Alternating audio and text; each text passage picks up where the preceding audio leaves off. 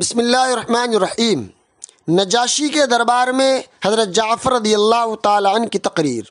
جب حبشے کے بادشاہ نجاشی نے کفار مکہ کی باتیں سنی تو حقیقت حال معلوم کرنے کے لیے مسلمانوں کو اپنے دربار میں بلایا۔ حضرت جعفر رضی اللہ تعالی عنہ جو حضور صلی اللہ علیہ وسلم کے چچا زاد بھائی تھے اور حضرت علی رضی اللہ تعالی عنہ کے سگے بھائی تھے، آگے بڑھے اور کہا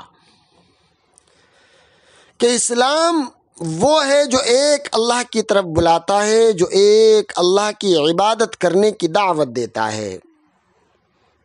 اے بادشاہ، ہم جہالت اور گمراہی میں مبتلا تھے، بتوں کو پوجتے تھے، مردار کھاتے تھے، کوئی قاعدہ اور قانون نہ تھا۔ ہم اسی حال میں تھے کہ اللہ تبارک و تعالیٰ نے ہم میں ایک نبی بھیجا۔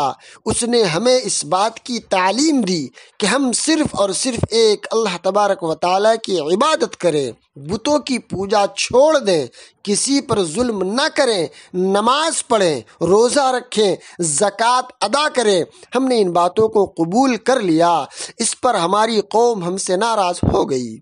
حضرت جعفر رضی اللہ تعالی عنہ نے بادشاہ کے سامنے سورہ مریم کی تلاوت بھی کی۔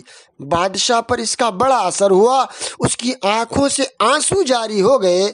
اس نے مسلمانوں کا اکرام کیا، اعزاز کیا اور ان کی عزت کی اور کفار مکہ کو اپنے دربار سے نکلوا دیا۔